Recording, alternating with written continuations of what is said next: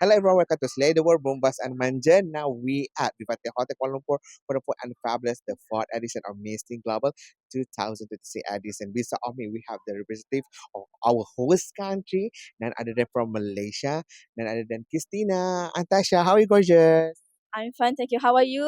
I'm so fine. You look so stunning and Thank you fabulous. so much. You too. Thank you. All right, so maybe you can share with us who do your makeup for today and who design your dress for tonight. My makeup from Mua Patong, and then my design is from Madam Wawa Design, and the designer is Prince Verde. Yeah. All right. Okay. No wonder why it's so stunning. All right. Okay, next question. Maybe you can share with us more. Maybe you can introduce a little bit about yourself. Because kita tahu ramai yang mungkin tidak mengenali siapa sosok Christina Antasha itu sendiri. Okay. Okay. My name is Nur Christina Alia Antasha binti Nazri, atau lebih dikenali sebagai Christina Antasha. And saya berumur 19 tahun dan saya student dalam business management. The next question. Okay.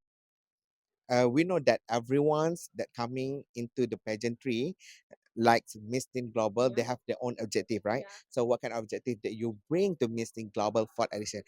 Mungkin boleh ceritakan sedikit apakah objektif yang Christina nampak di dalam Miss Teen Global 2026 itu sendiri? Objektif saya kali ini adalah saya ingin lagi memperluaskan lagi untuk hijabis yang mana tak confident tu, we need to confident with ourselves, we can do more than what we think. Just do what you do want, what you want to do, just confident. That's all. That's so stunning from you because you totally make us proud of you because you the first ever hijabis teen that compete in the international level in Miss Teen Global itself. All right, so next question. We go deeper because every single pageant they have their own advocacy. So what kind of advocacy that you bring to Miss Teen Global platform? Mungkin boleh ceritakan sedikit advocacy yang awak bawa di Miss Teen Global 2026 ini sendiri. Okay, my advocacy is focused on empowering young women to build confidence and grow themselves. Just do what you want to do.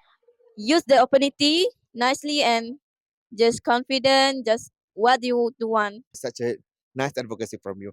All right, so next question. If let's say you be a winner, the first ever Miss Teen Global from Malaysia as a host country and be a winner. So what kind of contribution you would like to do for your society and also for the organization of Miss Teen Global itself? Jika saya diberi kesempatan atau peluang untuk menang, saya akan membuktikan bahawasanya remaja mampu membuat apa saja. Lagi-lagi saya sebagai hijabis, saya nak buktikan yang hijabis ni bukanlah penghalang untuk berjaya. Saya akan membawa orang untuk join this competition, untuk mereka lebih confident, untuk mereka mampu untuk memberi inspirasi kepada orang lain juga. Such a lovely, if let's say you be a winner for Miss Teen Global. All right, so oh my God, we have a lot of questions to asking you, but we want just to end this conversation with the last question. Sebenarnya banyak lagi soalan nak tanya ni, Christina. Tapi we want to habiskan soalan ini dengan, okay, kepada siapa anda ingin berterima kasih selama ini dari national level sehingga ke international level yang anda idam-idamkan selama ini. Okay, ke depan sikit, Chris. Okay, dah. Okay. Bismillahirrahmanirrahim. Terutamanya kepada kedua ibu bapa saya yang tak pernah berhenti support saya daripada awal hingga akhir, kepada cikgu-cikgu saya, kepada kawan-kawan, and the most, my viewer, my followers yang always support saya, yang tak henti support. Kalau diberi peluang lagi, saya akan buat yang terbaik, dan sekarang ni saya akan buat yang terbaik untuk korang. Saya akan buat korang bangga dengan saya. Don't forget to voting me. So kita Malaysia, kita boleh. So thank you so much for your support, guys. Such a lovely ending words from you, Christina Antasha. So I wish you best of luck, represent our beloved country, Malaysia, in the Miss Teen Global 4th edition. So again, and bye-bye.